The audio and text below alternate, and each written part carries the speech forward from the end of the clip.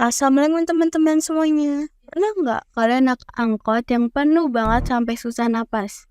Atau lihat kereta di Jakarta pas jam kerja yang kayak sari dalam kaleng? Nah, itu salah satu gambaran betapa banyaknya penduduk Indonesia. Hari ini kita akan bahas seru tentang dinamika kependudukan dan mobilitas sosial di Indonesia. Yuk kita mulai. Dinamika penduduk itu artinya jumlah penduduk bisa bertambah atau berkurang. Faktornya ada 3, kelahiran, kematian, dan perpindahan, alias migrasi. Misalnya, kalau banyak bayi lahir, jumlah penduduk naik. Kalau banyak yang merantau ke kota besar, penduduk desa bisa berkurang. Simple kan? Indonesia punya angka kelahiran yang masih tinggi. Bayangin aja, tiap tahun kayak ada satu kota baru yang muncul dari bayi-bayi lucu. Tapi masalahnya angka kematian makin rendah karena kesehatan makin bagus. Jadi jumlah penduduk kita makin banyak. Nah, ditambah lagi migrasi. Contohnya urbanisasi. Orang desa pindah ke kota buat cari kerja. Akhirnya kota jadi padat, desa jadi sepi. Makanya nggak heran kalau di desa kalian banyak yang merantau ke Jakarta. Nanti pas lebaran jalanan penuh kayak mudik nasional champions. Hahaha. Apakah kalian pernah dengar tentang piramida penduduk? Yaps, ada 3 piramida penduduk. 1, piramida muda.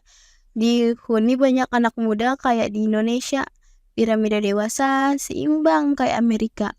Piramida tua banyak lansia kayak Jepang. Nah, Indonesia masih piramida muda, artinya penduduk kita banyak usia produktif. Kita masih piramida muda, artinya penduduk kita banyak usia produktif. Tapi kalau nggak dikelola bisa jadi beban karena banyak pengangguran. Penduduk bisa dilihat dari usia, jenis kelamin, pekerjaan, bahkan pendidikan. Kalau terlalu banyak yang masih anak-anak dan lansia, berarti beban generasi produktif makin berat. Makanya penting banget generasi muda seperti kalian belajar giat, biar nanti bisa jadi tenaga produktif yang berkualitas.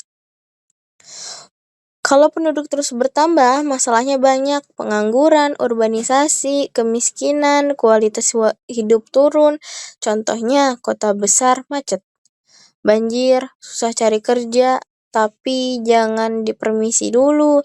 Dengan pendidikan yang baik, peluang kerja, dan pemerataan pembangunan, masalah bisa diatasi. Oke anak-anak, kuis cepat ya. Pertanyaan 1.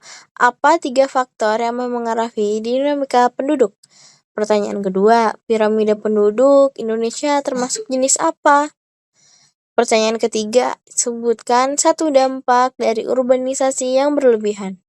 Sekarang coba renungkan di kampung atau kota tempat kalian tinggal.